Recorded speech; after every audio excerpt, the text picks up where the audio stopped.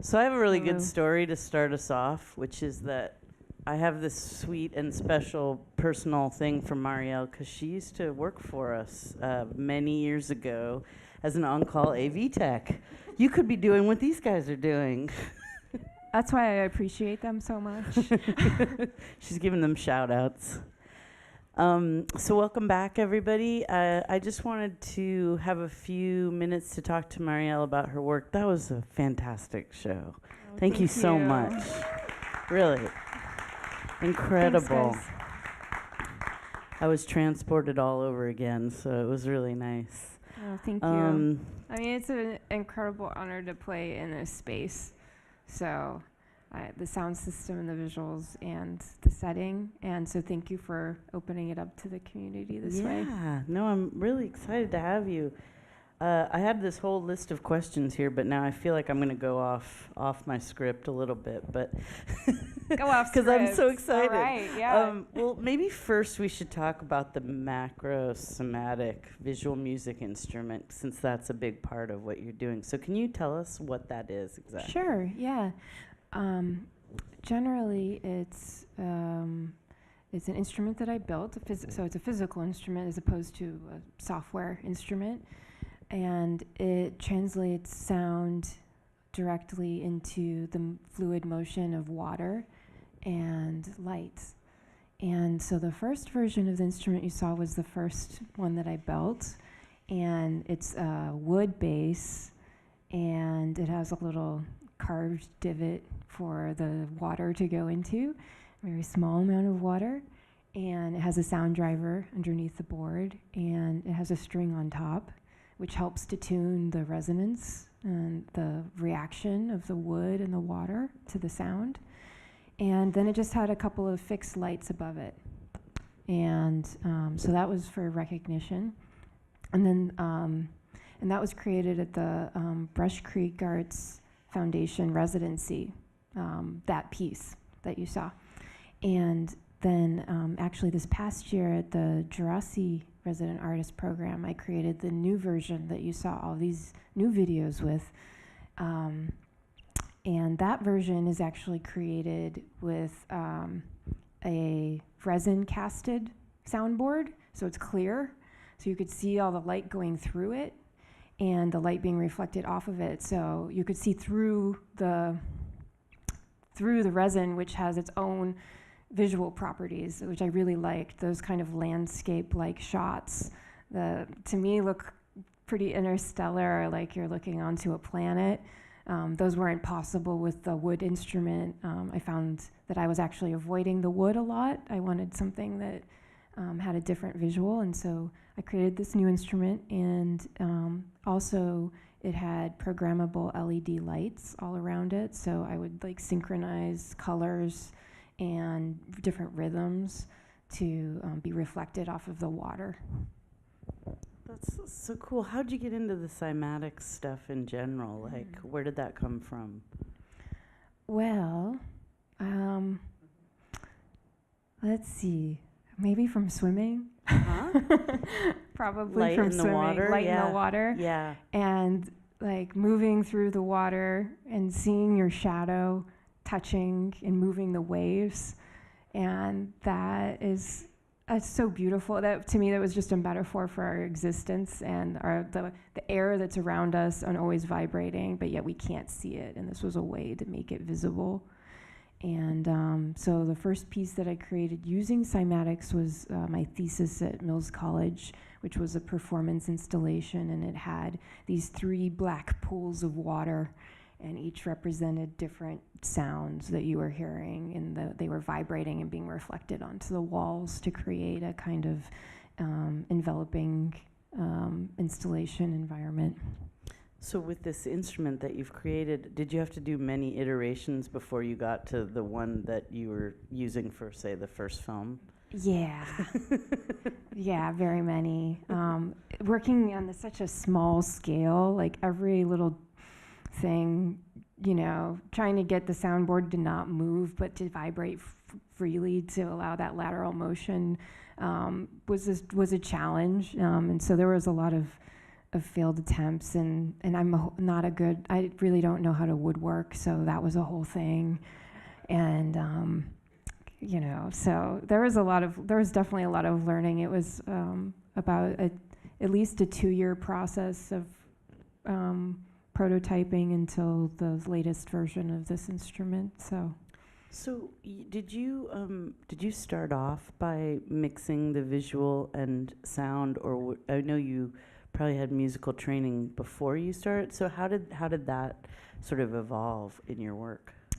Yeah, well, definitely the music came first. That was started when I was like 4, so I was probably swimming then though. Yeah, so the music came first, and when I was at Mills College, I was with this amazing community of fellow artists who were really inspired by different artists like James Turrell. They're very enveloping and experiential and perception-based, so that you would kind of move around an environment and that would be your performance. And stuff like that was really inspiring to me, and I wanted to create something that was a little bit bigger than the sound, or more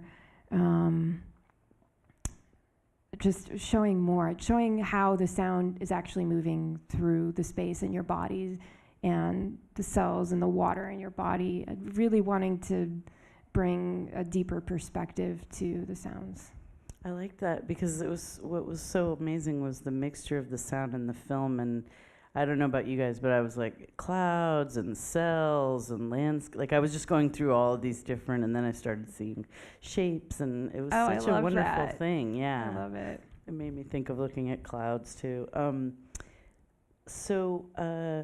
What about, could you talk a little bit about sort of mixing the electronic with the acoustic instrument, and how you compose and work on your pieces? Yeah, that's an interesting question. I don't get too much. So I guess for me, I like the electronics and instruments to exist in the same space. And for the electronics to be, in some ways, even just as fundamental, like the synthesizers are just as fundamental as the violin or the voice. They're on an equal playing field, and they're all playing together in their spectrums, and how their spectrums are interacting, and all those frequencies that are beating around. And sometimes you know it's an instrument, and maybe sometimes you don't. You think it might be a synthesizer, and kind of going back and forth between those two worlds perceptually.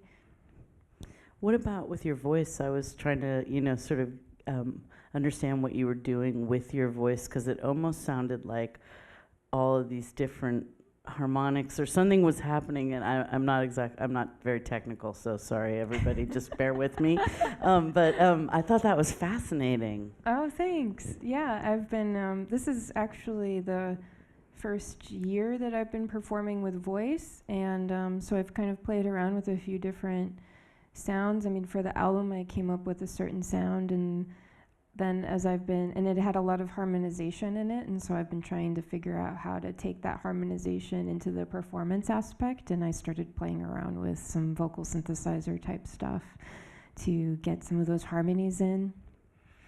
And have you and Chuck worked together a lot? Because I also felt like you guys were totally in sync. I don't know where Chuck is now. He's there right he there. is. Yeah. Yeah. That was amazing. Thanks. Yeah, Chuck is an amazing musician, and he just pretty much picked up the bass and laid in the grooves for this album very easily. And we've collaborated on a few different projects as well. We started a new project together called Sorry Selka, album forthcoming. Keep it in mind. And recently also we collaborated on where Chuck was doing some pedal steel and synthesizer, and I had the macro-cymatic instrument live, so I was doing the visuals. Oh, so cool. Flip-flopping a little bit. I was wondering about that, if you did that live, because it seems like it would be fun to watch you. Yeah, I wish it was easier, because I would have really loved to bring it here tonight. I really wanted to, and then I was like, you're going to go crazy if you try to do all that in one night. We'll have to have you back so you can do it. Show us. I'd love to show it. I would love. I think we'd love to see it too. There was just a couple other things, and then we'll open it up to you guys. I was curious about. The other thing I wanted to ask you about was the violin. There were all these kind of sounds that were, and again, forgive my not knowing, but sort of had a Middle Eastern or an Indian. Was it the tuning or the technique, or how were you creating those sounds? Yeah, so I started to get inspired by classical Indian violin music and Carnatic music, and of several years, like quite a while back, probably about 10 years ago, and I started tuning my violin down to play along with them and kind of learn, like mimic the style, and I really liked it. I was playing a lot of more Eastern European style folk melodies, and then once I learned about these classical Indian style stuff, I was really into it. And then with my band Date Palms, I was playing a lot in that style, and violin was my primary instrument there, along with flute, and it was in that style, so I got to do a little bit more with that, and I'm very attached to it now. I like to continue in that vein. It was really cool. I really loved that.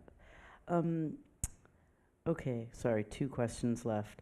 One was, I know you collaborate a lot in the community because I've seen your name out and about, and do you sometimes do music for filmmakers and vice versa? So how is that, like, coming from your own experience doing those kinds of collaborations? Oh yeah, I love them. And actually there were 2 pieces off the album that started with collaborations with filmmakers in the community. Mark Wilson made a beautiful animated film that was the inspiration for the sounds that you heard in Undone, which was the second to last piece. And the last piece actually started as a collaboration with Tooth, also an amazing filmmaker, and that song was first performed in a version with his visuals. So, very cool. Awesome. Okay, well, I guess the last thing I wanted to ask you is what's coming up for you? What's next? Well, probably some Sorry Selka. Okay. Yeah, that's next on the docket. Awesome. Yeah. Well, does anyone have any questions for Marielle tonight? I was just curious, are there certain tones that kind of give you more of a vibration of what you're looking for visually? And second part is, do the tones, are mathematically, are they figured out beforehand? Are you like the key of A and then we go to F sharp minor? Is that like a thing? Is that part of the process then as well? Yeah, that's a really good question, because especially with the prototyping, and that I would find the resonant frequency of the instrument and work around the harmonic series around that. And for recognition, I actually used a little bit of the harmonic series of the room that I was in. I was in this amazing chapel, and so I was using that as a basis. And so everything's based around the harmonic series in different relationships with that. And so I prepared the piano to not be so well-tempered and to match better to the harmonic series, and to play with it in ways that I found were interesting sonically but also visually. So that was the first piece that I composed for how it looked, and so that means that what the frequencies were and the sounds and the tones. And so sine waves are great because they give very clean lines, and you can tell the different frequencies very cleanly. Low frequencies definitely give you a lot more movement than high frequencies because they contain so much more power. But as you start to add things into the harmonic series from those low frequency tones, then you start to see all of these different patterns emerging.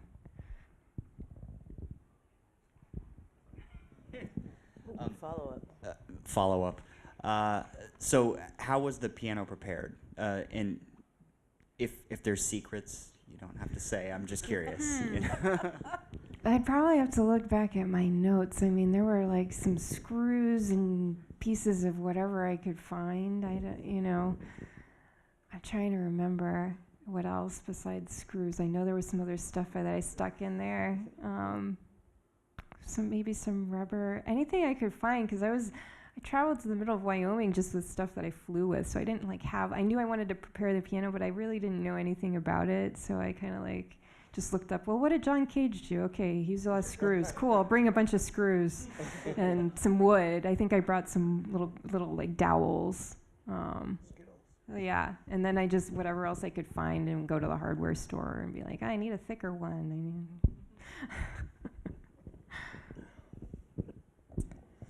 Quick question. Yes, here. Okay. Two-part. Just curious if you're familiar with the work of Paul Clipson, the local Oh yeah, filmmaker. good friend and collaborator. I can imagine, Yes. Yeah. I could really see your guys' work looking great together. That would be exciting. Oh, thanks. Also, I'm just curious if you've explored or if you feel like the process of doing actual kind of acoustic feedback in certain situations. Do you feel like that's something that you consider a part of what you like to do? Or Oh yeah, definitely. It's kind of part of the whole practice of playing with resonance. And so actually Recognition had acoustic feedback going through the piano, as well as the sine waves going through the piano. And in that thesis piece that I was talking to you briefly about, I didn't want to go into too much detail, but that piece is actually called a Triptych of Resonances, and it's all about feedback systems and your interaction in those feedback systems. And so the violin was one feedback system that I would play, and then there was the self-oscillating violin, and it would kind of play itself, but also if you went up near it with it would sense you with a sensor and kind of change its harmonics. And then if nobody was moving, if no violins were being played, then it would be the resonance of the room through a feedback circuit that you would hear and see visually through the pool of water. So yeah, feedback and resonance. It's good stuff. That's a pretty good note to end on, actually, feedback and resonance. Well, thank you so much for coming, Marielle. I just wanted to say, everybody, couple thank yous to Wayne Grimm, our wonderful curator, who's sitting down here. Give a little bow. Thank you, Wayne.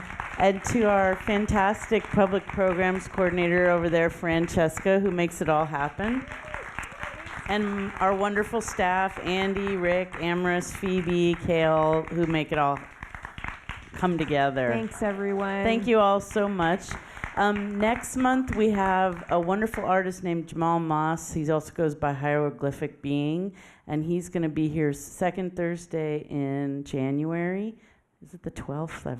I should have a postcard right here, but anyway, it's all on our website. It's on the postcard over by the bar. Please come and join us, and we'd love to have you back. Thanks so much for coming, everyone. Yeah, thank you again for coming.